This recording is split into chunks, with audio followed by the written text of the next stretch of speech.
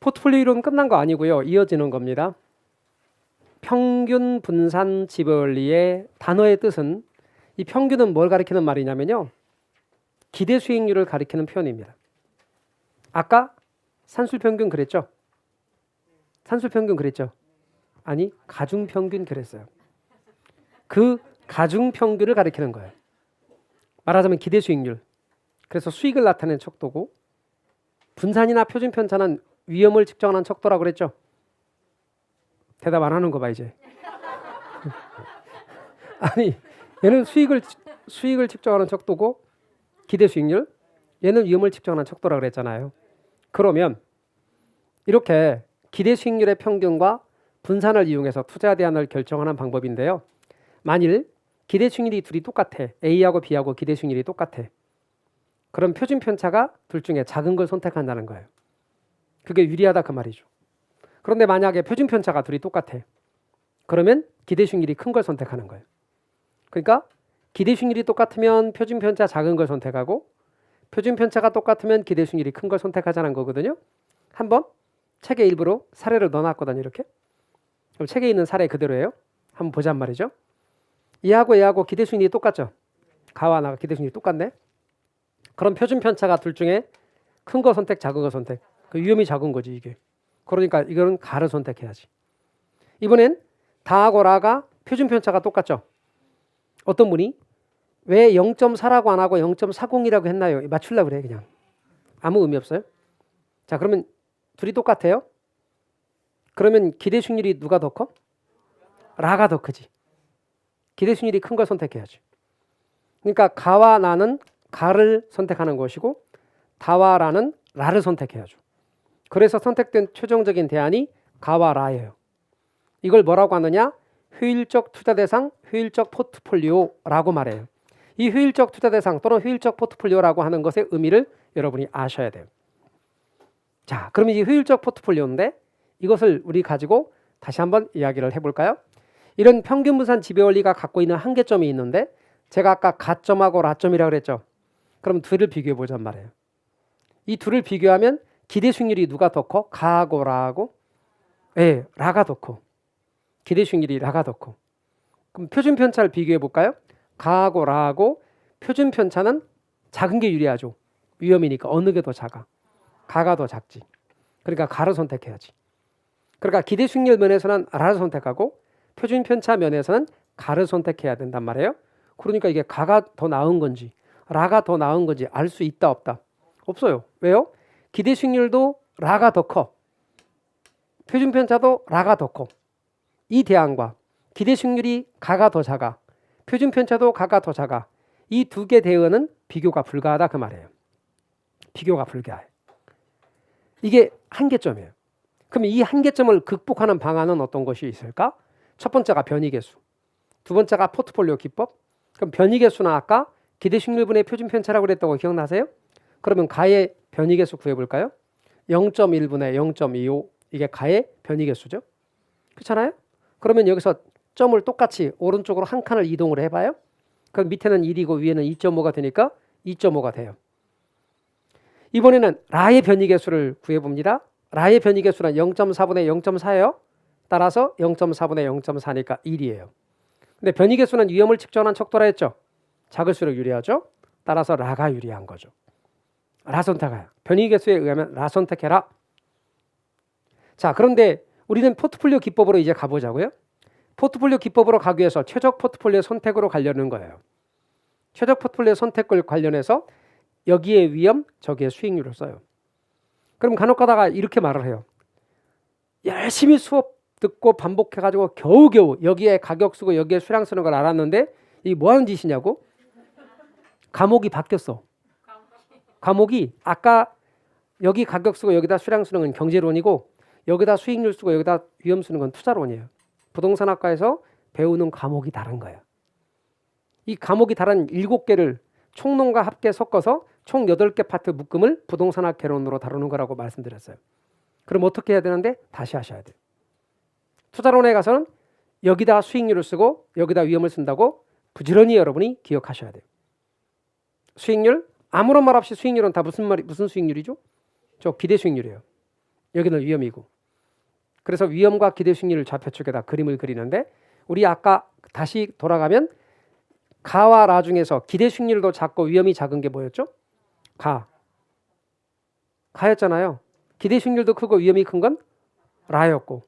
그러면 우리는 기대 수익률도 작고 위험이 작은 가를 먼저 옮겨 그려요. 그게 요점이에요. 2점으로 옮겨드렸어. 기대 수익률도 작고 위험도 작은 거. 이번엔 기대 수익률도 크고 위험도 큰 걸 옮겨 그려봐요. 그게 2점, F점이에요. 이거는 기대 수익률도 더 높고 위험도 더 큰 점이에요. 이런 점들을 찍어서 그림으로 그어주면 이렇게 돼요. 위로 볼록한 우상향의 그림이 그려지는데요. 제가 아까 평균 분산 지배 원리에 의해 선택된 대안들을 효율적 포트폴리오라 했죠. 그 효율적 포트폴리오들의 집합이에요. 그게 효율적 프론티어라고 불러요. 우리는 두 개의 점만 아까 예를 들었으니까 두 개의 점만 그림으로 그린 것이고 아주 많은 점들을 찾아서 하나하나 긋다 보면 위로 볼록한 우상향의 그림이 그려진다 이 말이에요. 이때 이 효율적 프론티어와 관련해서 이 점을 G점이라고 해볼게요. 그러면 F점하고 G점하고 뭐가 똑같아요? 뭐가 똑같아? 위험이 똑같죠? 그런데 G점하고 F점하고 수익률은 어느 게 높아? F가 높죠. 그러니까 F가 G를 지배한다 그래요. 지배 원리야. 그러면 E하고 G를 볼까요? 뭐가 똑같아? 수익률이 똑같네? 그런데 위험은 어느 게 더 작아? E가 더 작죠? 이 경우 E가 G를 지배한다 그래. 그러니까 여러분 F는 G를 지배하고 E는 G를 지배하는 거예요. 그런데 저 위쪽에 있는 점들은 선택할 수 있다 없다. 효율적 프론티어 위쪽에 있는 점들은 선택할 수 없는 영역이에요. 효율적 프론티어는 주어진 위험 수준에서 최고의 수익률을 주어진 위험 수준에서 최고의 수익률을 나타내는 점들만 연결한 선이걸랑요. 이 경우 F가 G를 지배하고 E가 G를 지배한다 그랬는데 우리 그림 다시 한번 그려보면 이렇게 위로 볼록한 우상향의 이 그림이 의미하는 바는 주어진 위험, 동일한 위험 수준에서 최고의 수익률을 나타내는 점들이에요. 그러니까 평균 분산 기준에 의해 동일한 위험에서 최고의 수익률을 나타내는 포트폴리오를 연결한 선이 바로 저거예요. 그리고 이런 지문들을 자꾸 보여드리는 건 전부 기출 지문이에요. 그리고 프린트에도 그대로 넣고 기본서에도 있어요. 나중에 심화해서 제가 밑줄 해드릴 그 지문들이에요. 그 다음 두 번째, 다시 한번 말씀드리면 이렇게 더 높은 수익률을 얻으려면 더 많은 위험을 감수해야 한다는 뜻이에요. 그러니까 효율적 프론티어가 우상향하는 경우 주어진 위험에서 투자자가 더 이상의 수익률을 얻을 수 없기 때문에 더 높은 수익률을 얻기 위해서는 더 많은 위험을 감수해야 한다는 걸 의미한다. 기출 지문이에요. 더 높은 수익률을 얻으려면 더 많은 위험을 감수해야 된다. 이야기를 다시 한번 해보면 효율적 프론티어에서 추가적인 위험을 감수하지 않으면 수익률을 증가시킬 수 없다는 뜻이에요. 또한 투자 위험과 기대 수익률의 관계를 여러분 보시다시피 정의 상관관계를 갖고 있어요. 정의 상관관계란 말은 수익률을 더 높은 수익률을 얻으려면 더 많은 위험을 감수해야 된다. 더 위험이 높은 놈이 기대 수익률도 높다. 그렇구나. 하면 우리가 아까 요구 수익률과 위험도 비례관계라고 그랬는데 기대 수익률과 위험도 비례관계네. 따라서 여러분 잊지 말 것은 수익률과 위험은 비례관계예요. 그래서 이걸 우리는 주식 투자나 그런 데서 보통 뭐라고 말해요? 하이 리스크, 하이 리턴이라 그래요. 높은 수익을 얻고자 한다면 높은 위험을 감수해야 돼. 그래서 여러분 이렇게 투자 위험과 기대 수익률은 정의 상관관계를 가진다. 맞는 말이에요. 그 말의 뜻은 위험과 수익은 비례관계인데 위험이 원인이고 수익률이 결과거나 그런 게 아니라는 거예요. 어느 거든 간에 이 둘의 관계는 그냥 비례관계를 갖는다는 얘기예요. 그러니까 여러분 수익률과 위험과 수익률 비례관계예요. 따라서 여러분 이것도 기출지문이고요. 비례관계라는 걸 확인할 수 있죠? 더 높은 수익 얻으려면 더 많은 위험 감수해야 되는 거야. 비례관계 맞잖아요? 그 다음 무차별 곡선이라는 것을 이야기하려고요. 무차별 곡선이란 만족의 차별이 없는 점을 나타내는 곡선이걸랑요. 우리 시험에 안 나오는 내용이지만 편하게 한번 보세요. 빵하고 우유가 있다고 가정해봐요. 사람들이 흔히 좋아하는 빵과 우유 중에서 두 가지를 다 좋아하면 상관없지만 둘 중에 하나를 싫어한다고 합시다. 이 경우 빵을 싫어하고 우유를 좋아하는 경우를 예를 들었습니다. 그러면 무차별 곡선의 특징은 싫은 쪽을 향해 고개를 돌려요. 그리고 좋은 쪽을 향해 갈수록 만족이 커요. 이 경우는 우유를 싫어하는 경우예요. 빵은 좋아하지만 우유는 싫어하면 우유 쪽을 향해서 고개를 돌리고 빵 쪽을 향해 가면 효용이 더 증가하는 거예요. 효용을 우리가 싫어하는 자를 비효용제라 그러는데 이 경우는 빵을 싫어하는 거예요. 이 경우는 우유를 싫어하는 경우거든요. 그럼 이제 그림을 연상을 해보세요. 자, 얘는 이렇게 돼 있고 이쪽을 싫어하는 거야.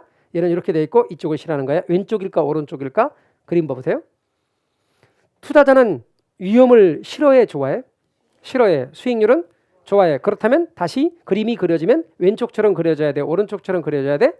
왼쪽처럼 그려져야 돼. 그래서 투자자는 위험을 싫어하기 때문에 그림이 이렇게 그려지는 거예요. 그래서 무차별 곡선은 싫은 쪽을 향해 고개를 돌려. 그리고 좋은 쪽을 향해 갈수록 만족이 커져. 그런데 이 무차별 곡선의 경우에 투자자들의 위험에 대한 태도는 무차별 곡선으로 표시가 되는데 무차별 곡선이 아래로 볼록한 형태로 우상향의 형태를 갖는 것은 투자자가 위험을 싫어한다는 위험 회피적이라는 걸 의미해요. 그래서 위험 회피형을 전제하는 거지. 기출지문이고요. 또한 동시에 우리는 두 사람의 무차별 곡선을 그려볼 거예요.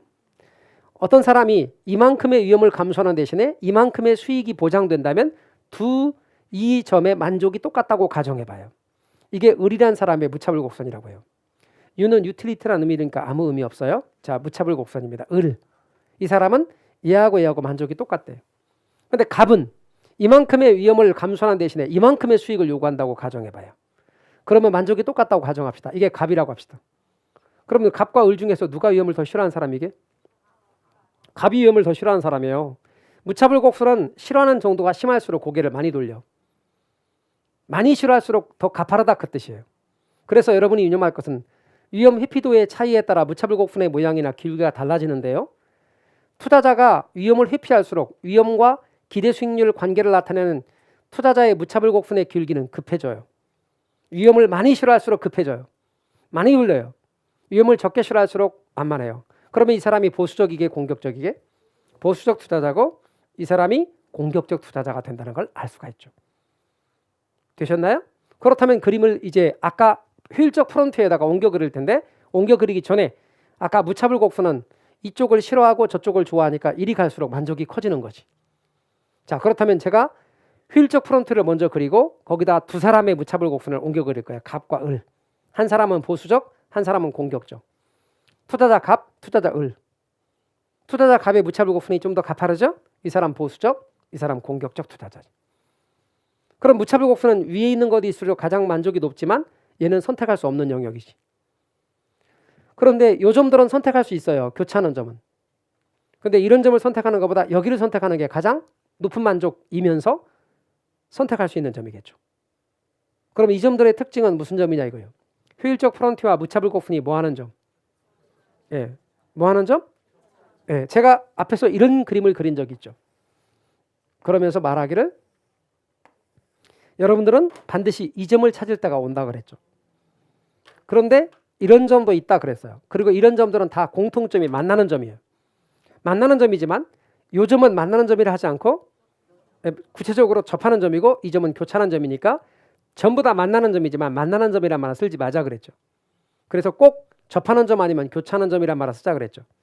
그래서 수요 곡선이 생긴 게 이렇게 생겼으니까 수요 곡선과 공 곡선이 교차하는 점에서 균형이 이루어진다고 그때 말했죠. 이 점에서는 이 점은 교차하는 점이 아니라 뭐 하는 점이죠? 접하는 점이죠. 그럼 최적 포트폴리오는 투자자의 무차별 곡선과 효율적 프론트가 뭐 하는 점이다? 접하는 점이죠. 그러므로 우리는 최적 포트폴리오 선택은 효율적 프론트와 투자자의 무차별 곡선이 접하는 점에서 결정돼요. 보수적 투자자의 최적 포트폴리오는 이 점입니다. 공격적 투자자의 최적 포트폴리오는 이 점입니다. 그래서 여러분이 유념할 것이 위험 회피형 투자자 중에서 공격적 투자자 을의 경우는 보수적 투자자 갑에 비해서 위험을 덜 싫어하기 때문에 위험이 높더라도 기대 수익률이 높은 투자를 선호하는 겁니다. 이 사람이 이 점을 선택해. 이 사람은 이 점을 선택해. 이 사람은 나 위험 싫어하긴 해. 근데 높은 수익을 준다면 높은 위험도 좀 감수해 볼게. 그런 사람이고 이 사람은 나 수익 좋아하긴 한데 혹시라도 그 수익의 대가로 위험이 있다면 싫어. 나는 수익이 낮더라도 위험이 작은 걸 선택할래. 진짜 위험을 싫어하는 사람. 제 말 이해가 되셨죠? 그래서 여러분 보수적 투자자는 낮은 수익 낮은 위험점을 선택하고 공격적 투자자는 높은 수익 높은 위험을 선택하게 됩니다. 근데 말이죠. 이 이야기까지 이해를 했더라도 여러분들이 이걸 몇 번 반복해 보다 보면 드디어 헷갈릴 때가 와. 공부를 한 두 번, 세 번 정도 강의를 반복해 듣고 공부를 하다 보면 즉 공부를 안 하면 헷갈리질 않아요. 아예 몰라. 그런데 공부를 좀 하면 뭐하고 헷갈리냐면 아까 요구 수익률하고 헷갈려. 아까 뭐라고 그랬죠? 동일한 위험 증가에 대해 더 높은 수익률을 요구하는 사람이 보수적, 더 낮은 수익률을 요구하는 사람이 공격적이라 그랬거든요. 그런데 이번에는 더 높은인데 왜 공격적인가요? 아까는 더 높으니 보수적인데. 아까는 동일한 위험을 전제로 한 것이고 얘는 서로 다른 위험을 전제로 한 것이고, 아까는 요구 수익률이고 여기는 기대 수익률이고. 다른 거예요? 아까는 동일한 위험 증가를 전제로 하는 거예요. 이거는 서로 다른 위험이에요. 말뜻 이해가 되셨어요? 그래서 이걸 앞으로 반복해 드릴 거예요. 심화에 가서 두 개를 나란히 두고 여러분이 헷갈리는 지문 두 개를 반복해 드릴 거예요. 지금은 각각 그냥 하시고 넘어가세요. 그래서 이 사람은 위험 자체를 진짜 싫어하니까 위험이 낮더라도 수익이 낮은 걸 선택하고, 이 사람은 위험을 싫어하긴 하지만 어느 정도 되는 수익을 보장한다면 어느 정도 위험도 감수할 수 있다고 하는 사람입니다. 그래서 공격적. 그래서 이 문장이 기출 지문으로 나오는 거예요. 최적 포트폴리오는 그래서 이렇게 효율적 프론트와 투자자의 무차별 고분이 접하는 점에서 결정되는 거죠. 그 다음 화폐의 시간가치 계산으로 건너가요.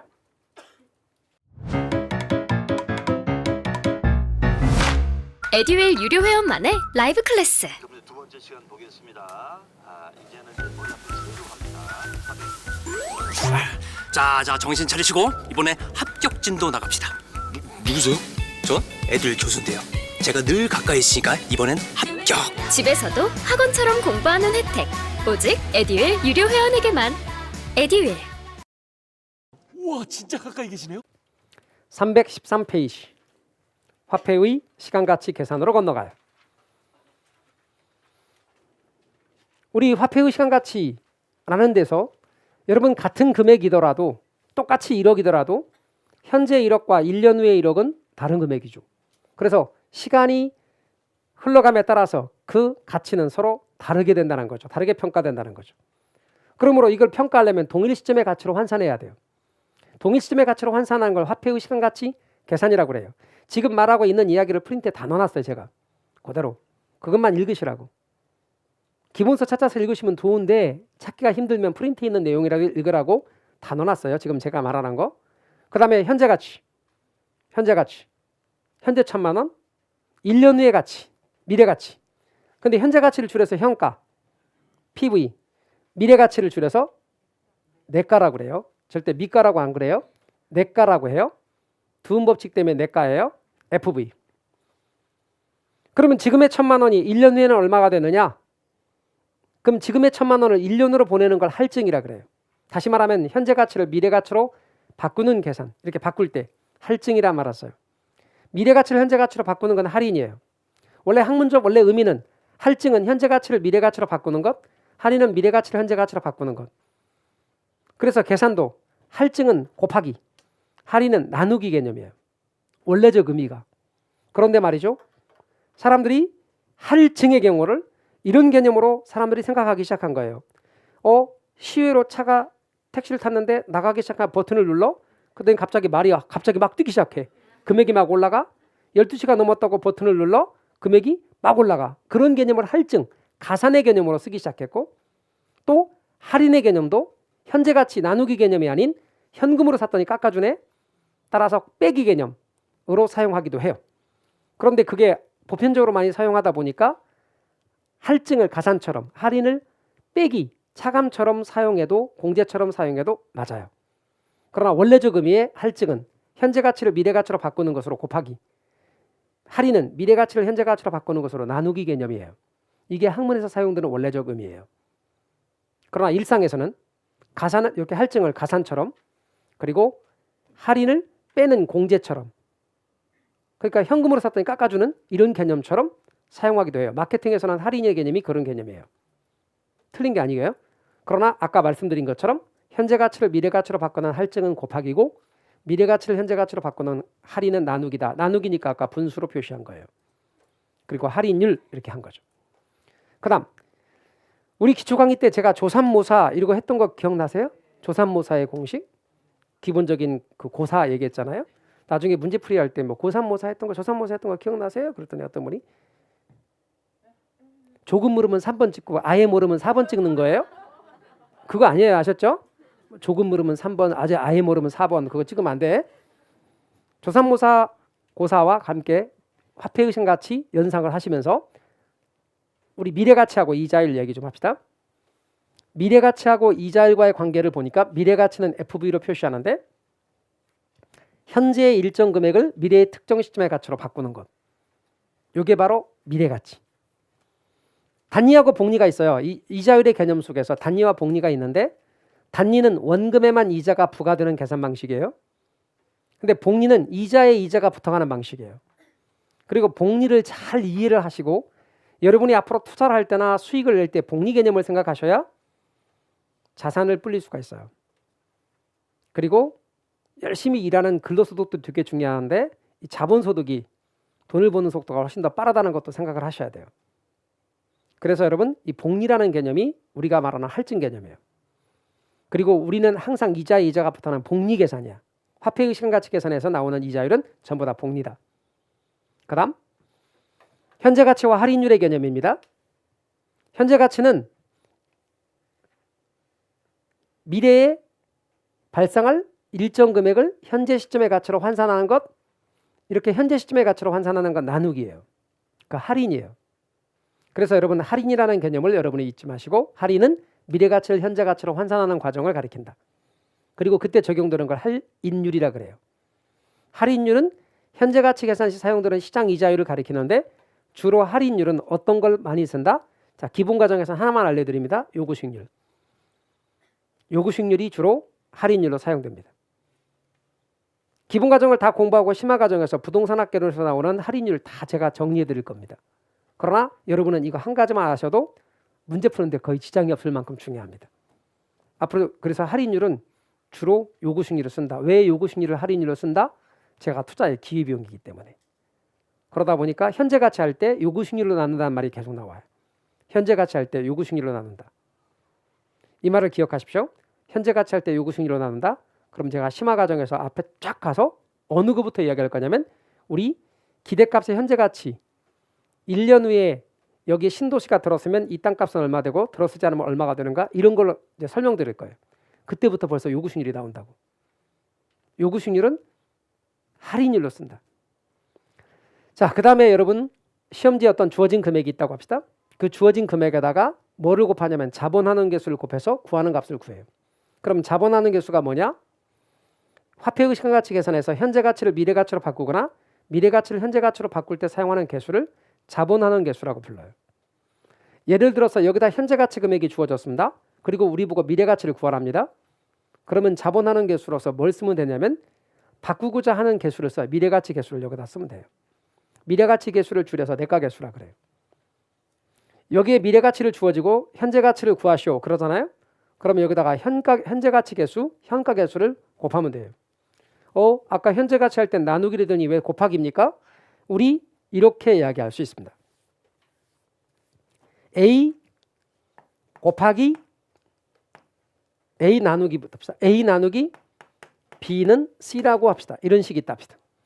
이 나누기식을 어떻게 곱하기로 바꿔 쓸 수 있다? A 곱하기 B분의 1 어른 C 이렇게 쓸 수 있어 없어요? 있어요. 나누기를 어려워하시기 때문에 곱하기로 모두 바꿔놓은 거예요. 그래서 곱하기로 바꿔줘서 현재 가치에다 내가 개수를 곱하면 미래 가치가 되고 미래 가치에다 현가 개수를 곱하면 현재 가치가 되는 것입니다. 이럴 때 내가 개수가 3개가 있고 현가 개수가 3개가 있습니다. 그러므로 미래 가치 개수와 현재 가치 개수가 있는데 몇 개씩이 있다고 그랬죠? 3개씩 있습니다. 이렇게. 여기도 3개가 있습니다. 그런데 일시불 연금입니다. 일시불은 한 번입니다. 기간 동안에 한 번 금액 얼마? 1억. 그런데 연금은 매년 얼마씩? 그게 연금입니다. 여러분 여기가 되게 쉬워요. 이렇게 내가라는 말이 들어가. 미래 가치에는. 현재 가치에는 현가란 말이 들어가고 첫 번째 일시불, 두 번째 연금. 그 다음에 감채기금 개수가 미래 가치 개수거든요. 미음자 들어가는 게 미래 가치. 미음자 들어간 게 미래 가치. 미음자 안 들어간 거 현재 가치. 머릿속에 기억하실 때 앞으로 미음자 들어간 감채금 개수는 미래 가치. 미음자 안 들어간 거 현재 가치. 요거 기억하시고 그 다음에 얘와 얘가 역수관계예요. 이 둘은 반대 역수관계. 그런데 일시불의 내가 개수와 일시불의 현가 개수는 줄여서 이렇게 말합니다. 그냥 내가 개수, 현가 개수 또는 미래 가치 개수, 현재 가치 개수라고 줄여서 말합니다. 그런데 연금은 절대로 줄여 말하면 안 돼. 얘는 내가 개수, 현가 개수라 줄여 말할 수 있지만 얘는 꼭 연금의 내과계수, 연금의 현가계수라고 해야 됩니다. 근데 얘네 둘이 역수가 아닙니다. 연금의 내과계수와 역수는 감채금계수입니다. 연금의 현재가치계수와 역수는 저당상수입니다. 여러분은 먼저 관계만이라도 잘 알아두십시오. 그러면 금방 문제를 풀 수 있습니다. 예를 들어 이런 문제가 나옵니다. 기출에. 그러면 미래가치계수는 현재가치계수, 역수 다 맞아 틀려? 아까 했잖아. 내과계수하고 현가계수는 역수라고 그랬죠? 아무런 말 없어도 일시불일만 한다고 그랬죠? 그러나 연금에서는 역수여야 아니에요. 아니지. 아니라고 그랬잖아. 2번 틀린 거지. 금방 알 수 있죠. 연금의 미래가치계수의 역수는 가까운 거 감채금계수가 역수고, 연금의 현재가치계수의 역수는 가까운 거 저당상수 역수죠. 그러니까 2번 틀린 거지. 나머지 할 것도 없지. 하지만 나머지 다 합니다. 제가. 하지만 답은 금방 답을 찾을 수가 있죠. 이런 식으로 우리가 금방금방 기본적인 내용만 알아도 답 찾는 것들이 진짜 많아. 갈까요? 미래가치 계산에서 일시불의 내과계수입니다. 일시불의 내과계수 먼저 합시다. 일시불의 내과계수는 1,000만 원의 1년 후의 미래가치 계산은 얼마냐? 이자율은 10%고 1,000만 원을 1년간 예금한 후의 원리금은 얼마가 되느냐? 1,000만 원 넣습니다. 1년 후에 1,100만 원이 된단 말이죠. 이자율이 10%. 어떻게 계산했다? 1,000만 원 곱하기 1.1인데 이는 1,000만 원 원금, 1,000만 원의 이자율 곱하면 요게 이자, 요게 원금, 요게 이자. 그러면 1,000만 원, 1,000만 원 똑같은 거니까 바깥으로 빼봅시다. 그러면 1,000만 원 바깥으로 뺐고 가로한 다음에 1 플러스 0.1 가로 닫고 이렇게 곱해서 1,000만 원 원금이 되고 이렇게 곱해서 이자가 되고. 그러니까 간혹가다 묻기를 1은 왜 쓰나요? 하고 물어보시는 분이 있는데 1은 얘와 곱하면서 원금을 만들기 때문에 꼭 써야 돼. 제 말 이해가 되셨죠? 그러면 뒤에 있는 괄호 안에 이렇게 곱해지면서 얘는 이자가 만들어지는 거지. 이렇게 곱하면 원금 되고 이렇게 곱하면 이자 되고. 그럼 괄호 안에 있는 숫자가 몇이에요? 1.1. 그러니까 1,000만 원 곱하기 1.1. 그러면 1,100만 원이 되겠지. 그럼 이게 현재 가치고 이게 미래 가치고 이게 내과계수지. 따라서 일시불의 내과계수는 1.1이에요. 일시불의 내과계수는 1.1 어떻게 나왔나요? 1 플러스 0.1로 나온 거예요. 제 말 이해가 되셨습니까? 그러면 20%면 1.2가 되겠지. 5%면 1.05가 되겠지. 제 말 이해가 되셨어요? 근데 2년 거 이런 건 아직 안 합니다. 심화 때 계산할 때 할 거고요. 지금은 그게 초점이 아니고요. 현재 가치를 미래 가치로 바꾸는 겁니다. 그래서 일시불의 내과계수. 그러니까 일시불의 내과계수는 이런 뜻입니다. 이때 돈 한 번 집어넣어. 이때 돈 한 번 집어넣어요. 그리고 나서 이 기간 지나서 이때 얼마인가 찾는데 이 기간을 지날 때 이자에 이자가 계속 붙어가는 거 아시죠? 그래서 복리로 계산해서 이때 얼마인가를 구하는 거예요. 이게 일시불의 내과계수예요. 유념할 것은 이자 1원을 이자율 R로 예금했을 때 N년 후에 받게 될 금액을 계산하는 겁니다. 이자는 복리계산이라고 말씀드렸고 시험에 나온 기출지문을 보면 이런 얘기입니다. 시험에 나온 기출지문들 이 내용들을 제가 프린트에 다 넣어놨어요. 그대로.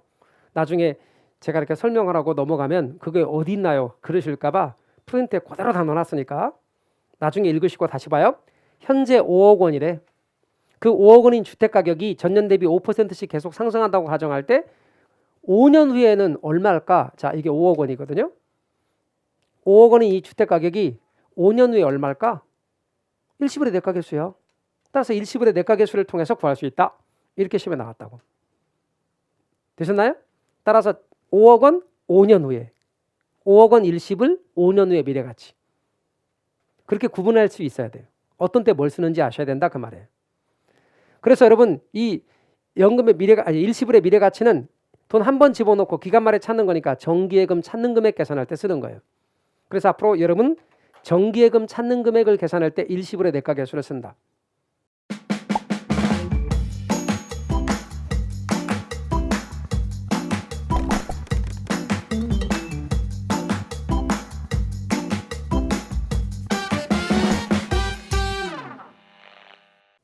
그 다음 연금의 내과계수입니다. 연금의 내과계수는 연금의 의미부터 좀 볼까요? 연금은 일정 기간에 정기적으로 동일하게 발생하는 금액입니다. 그러니까 매년 1원씩, 매년 1,000만 원씩 앞으로 이렇게 나오면 연금인지 아시면 됩니다. 근데 연금은 두 종류가 있습니다. 하나는 정기연금, 또 하나는 만기연금이 있는데요. 정기연금은 매 기간 말에 발생하는 연금이고 만기연금은 기간 초에 발생하는 연금입니다. 정기연금하고 만기연금이 있는데 정기연금은 매 기간 말에 발생하는 연금, 만기연금은 기간 초에 발생하는 연금. 그런데 아무런 부연 없이 연금이란 말을 쓰잖아요. 다 정기연금을 가리키는 겁니다. 그리고 우리 시험에 이런 거 구분도 안 합니다. 그런데요, 우리는 그러는데 중학교 애들은 두 개 다 배웁니다. 중학교 애들은 계산도 두 개를 다 배워요. 기간 초하고 기간 말하고. 근데 우리는 항상 기간 말 것만 배웁니다. 그리고 어디서 배우냐면 중학교 애들은 수열에서 배웁니다. 등비 수열. 우리는 계산 안 합니다. 그런 거 안 해. 나중에 제가 공식 심화 때 알려드립니다. 푸는 법 알려드립니다. 심지어는 공식 몰라도 푸는 법 알려드립니다. 포기만 하지 않으면 합격할 수 있습니다. 다시 와서 정기연금이라는 게 있고 만기연금이라는 게 있는데 우리는 아무 말 없이 말하면 그냥 기간 말에 붙는 요걸 말하는 거예요. 자, 그렇다면 앞으로 이제 이렇게 합시다. 기간 말이니까 요 말이니까 여기다 붙는다고 합시다. 여기에 이론이 들어갑니다. 또 이론, 이게 들어간 이론은 요렇게 얼마냐 복리로 계산해서 이때 넣는 금액은 이렇게 계산해서 복리로 계산하면 얼마냐, 이때 붙는 금액 얼마냐, 이때 붙는 금액 얼마냐, 이때 붙는 금액 넣자마자 찾는 거니까 얘는 이자 안 붙습니다만, 그래서 이 붙는 금액들을 모두 이자까지 해서 합산한 요 금액이 얼마인가, 요거 계산할 때 연금의 내과 계수입니다. 이게 뭐다? 정기 적금 찾는 금액 계산하는 거예요. 이렇게 붙는 게 정기 적금이잖아. 정기 적금 찾는 금액 계산하는 방식. 그래서 여러분 매년 1원씩 나오면 연금이야 무조건. 그런데 N년 후에니까 미래가치지. 읽자마자 금방 파악할 수 있어요. 매년 1원씩 N년 후에 연금의 내과 계수. 문제 이렇게 나왔습니다. 정년퇴직자가 매월 연금 형태로 받는 퇴직금을 일정 기간 적립한 후에 달성되는 금액을 계산할 때 사용할 수 있다. 연금의 내과 계수지. 연금 형태로 부었다고 아예 문제가 줬잖아. 그럼 기간 말이 얼마인가 찾는데 연금의 내과 계수지. 그래서 연금의 내과 계수는 정기적금 찾는 금액 계산할 때 쓰는 개념이다. 반면에 이것과 반대인 게 감책인 계수가 있습니다. 감책인 계수는 정기적금 불이백 계산인데요. 한번 보실까요? 여기에 목적액을 만듭니다. 이 목적액이 1억 원이라고 합시다. 이 1억 원이 만들려면 이때 얼마 부어야 되지? 이때 얼마 부어야 되지? 이때 얼마 부어야 되지? 이걸 찾는 겁니다. 다시 말하면 요 금액을 만들기 위해서 이때 불입하는 금액은 얼마냐? 이때 불입하는 금액은 얼마냐? 이때 불입하는 금액은 얼마냐? 이때 불입하는 금액은 얼마냐? 이때 불입하는 금액은 얼마냐? 그리고 넣었다 뺐는 이 금액은 얼마냐? 이 금액들이 복리로 계산되어서 이 금액을 만들 거라고. 그러면 1억 원을 만들기 위해서 매 얼마씩 불입해야 되냐? 이게 정기적금 불이백 계산하는 거지. 그러니까 N년 후에 1원을 만들기 위해 매기간 불입해야 될 금액, 그러니까 N년 후에니까 미래가치고 1원을 만들기 위해 정기적금 얘는 붙는 금액이니까 감책인 계수입니다. 따라서 여러분 연금의 내과 계수가 역수고요. 5년 후에 주택기업에 필요한 자금 3억 원을 모으기 위해서 매월 말 불입해야 될 적금액을 계산할 때 사용할 수 있다. 감책인 계수죠. 이렇게 친절하게 적금 불이백을 물어봤단 말이죠. 다 기출지문입니다. 그래서 여러분은 정기적금 불이백 계산할 때는 감책인 계수를 쓴다. 절대로 그림이 중요한 게 아닙니다. 그림은 여러분 이해를 돕도록 하기 위해서 그림을 그린 겁니다. 옛날에는 책에 이런 그림 없었습니다. 프린트도 없고 제가 그림만 그렸는데 제 설명 안 듣고 따라서 그림을 그리시길래 프린트에 넣어드렸더니 책하고 달라 해서 책에도 올해는 다 집어넣습니다. 제가 그린 그림대로. 그림 중요하지 않습니다. 제가 말하는 의미만 잘 아시면 돼요. 정기적금 붙는 금액 계산하는 것입니다. 이제 현재가치의 계산입니다. 일시불의 현가계수입니다. 일시불의 현가계수는 무슨 뜻이다? 이때 금액은 이때 1,000만 원은 지금 얼마일까? 이때 1억 원은 지금 얼마일까? 이 금액이 지금 얼마인가를 구하는 겁니다. 그러니까 N년 후에 1원을 할인율 R로 할인할 경우 현재 금액은 얼마인가를 구하는 겁니다. 10년 후에 1억 원이 될 것으로 예상되는 토지의 현재 가치를 계산할 때 사용할 수 있습니다. 자, 여러분 10년 후에 1억 원 일시불입니다. 현재 얼마냐? 현재 가치죠. 일시불의 현재 가치 계산이죠. 연금의 현가계수는요. 연금의 현가계수는 이 뜻입니다. 이때 발생하는 금액 현재 가치, 이때 발생하는 금액 현재 가치, 이때 발생하는 금액 현재 가치, 이때 발생하는 금액 현재 가치, 발생하는 금액을 현재 가치에서 모두 합산한 겁니다. 이렇게 말입니다. 전부 다 발생하는 금액들을 전부 다 현재 가치에서 이때 합산하면 이 금액이 얼마일까? 그러니까 N년간 매년 1원씩 받게 될 금액입니다. 이 금액을 이자율 R로 할인할 경우 현재 가치 금액은 얼마인가를 구하는 겁니다. 따라서 매년 1원씩 연금 이렇게 할인하는 거예요. 따라서 연금의 현가계수죠. 따라서 미상환 대출 잔액을 계산할 때 사용할 수 있는데요. 요 말이 뭘 의미하는지 요 미상환 대출 잔액 얘기는 저당상수와 함께 하겠습니다. 역수인 저당상수를 볼까요? 저당상수는 똑같은데 이때 돈을 빌리고 이때 갚아가는 금액을 계산하는 겁니다. 이때 1억 원을 빌립니다. 그리고 이때 얼마 갚아야 되는지, 이때 얼마 갚아야 되는지, 이때 얼마 갚아야 되는지, 이때 얼마 갚아야 되는지, 이때 얼마 갚아야 되는지.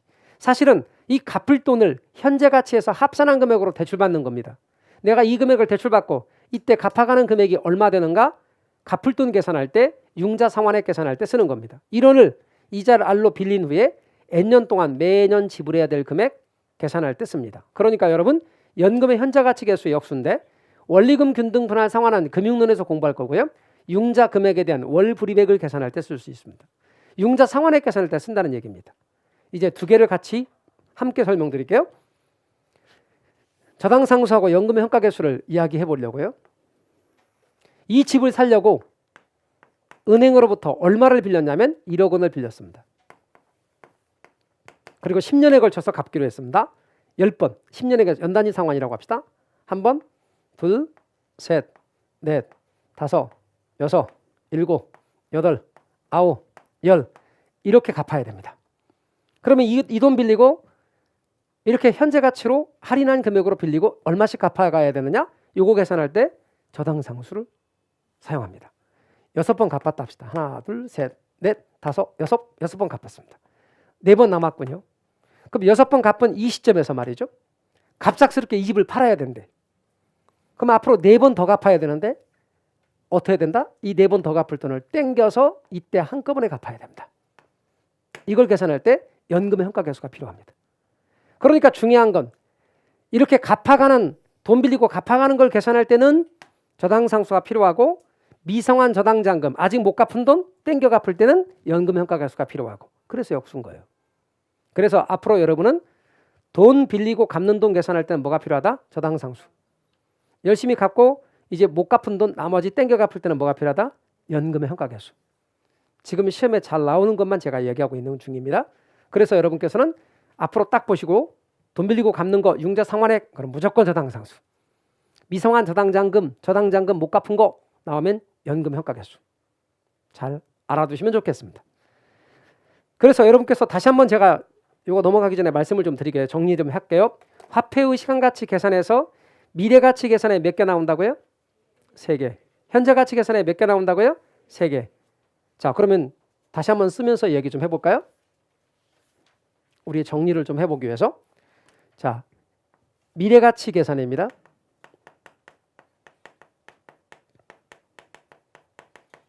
그리고 현재가치의 계산입니다.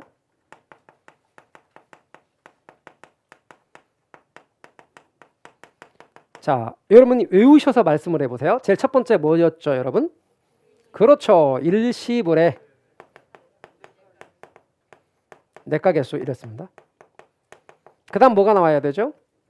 연금이죠. 연금의 그렇죠. 내가계수가 나와야죠. 자, 그 다음에 미래가치니까 미음자 나와야 됩니다. 감채기인수가 나와야죠.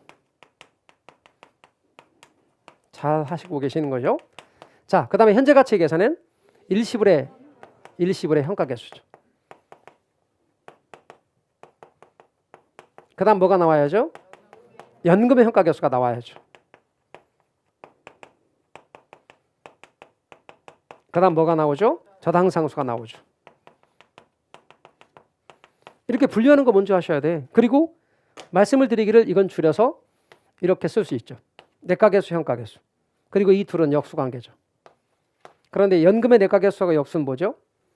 감채균계수라고 누차 말씀드렸죠. 절대 저당상수하고 역수 아닙니다. 연금 현가계수하고 내가계수가 역수 아닙니다. 그 다음에 연금 현가계수는 뭐하고 역수죠? 저당상수하고 역수죠. 그런데 여러분이 중요한 건 은행에 목돈을 넣는다. 그리고 기간 말에 찾는다. 이렇게 정기예금 찾는 금액 계산할 때 뭘 쓴다 그랬죠? 일시불의 내가계수죠. 따라서 여러분은 여기에 꼭 기억할 게 정기, 적금이요, 예금이요. 예금 한건에 목돈 들어간다. 그리고 기간 말에 찾는다. 찾는 금액을 계산할 때는 이렇게 일시불의 내과계수를 쓴다. 그런데 돈을 분할해서 매년 얼마씩을 불입하고 넣고 기간 말에 찾는 방식은 정기 적금 찾는 금액이죠. 그건 뭘 쓰죠? 연금의 내과계수죠. 따라서 정기 적금 찾는 금액을 계산하는 개념. 이게 바로 연금의 내과계수 개념이죠. 그러면 일정 금액씩을 넣죠. 그럼 기간 말에 찾는 금액이 얼마냐? 이걸 맞는 거죠. 반면에 정기적금 붙는 금액을 계산할 때는 뭘 쓰죠? 네, 감채계수죠. 따라서 정기적금 불이백입니다. 정기적금 불이백을 계산할 때는 감채계수 개념을 써야죠. 돈 빌리고 갚는 거 계산할 때는 뭐가 필요하죠? 돈 빌리고 갚는 거. 저당상수죠. 따라서 융자 상환액을 계산할 때는 저당상수죠. 근데 열심히 갚고 남은 거 앞으로 땡겨 갚아야 되죠. 남은 거 미상환 저당장금 계산할 때는 연금의 평가계수도. 이건 미상환. 요 미상환이란 말 빼기도 합니다. 저당장금 계산할 때 연금의 평가계수가 필요한 거죠. 그리고 미래의 어떤 금액을 현재 가치할 때는 일시불의 평가계수가 필요한 거고요. 그래서 시험에서 주로 잘 나오는 것들을 이렇게 말로 만들어 본 겁니다. 그런데 문장으로 나오면 진짜 쉽습니다.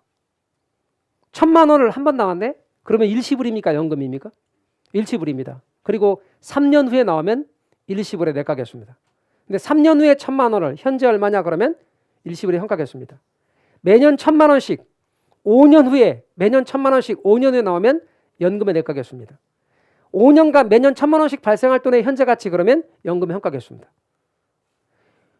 5년 후에 1,000만 원 그러니까 매년 1,000만 원씩 5년 후에 얼마냐 연금의 내과계수지만 5년 후에 1,000만 원을 만들기 위해서 매월 얼마씩 불입해야 되냐 매년 얼마씩 불입해야 되냐는 감채계수입니다. 1억 대출 받았습니다. 그리고 열심히 돈 갚습니다. 얼마씩 갚아가야 되냐 이거는 저당상수고 갚고 남은 돈 땡겨 갚아야 된다. 요거는 연금 평가계수입니다. 여러분 쉬워요. 내용 보다 보면 문장들을 금방금방 잡아낼 수 있어요. 그런데 아까 그랬죠. 체화라는 게 뭐냐면 체화라는 게 반복해서 내 몸에 어떻게 해요? 배이는 것. 내 몸에 배이는 걸 체화라 그래.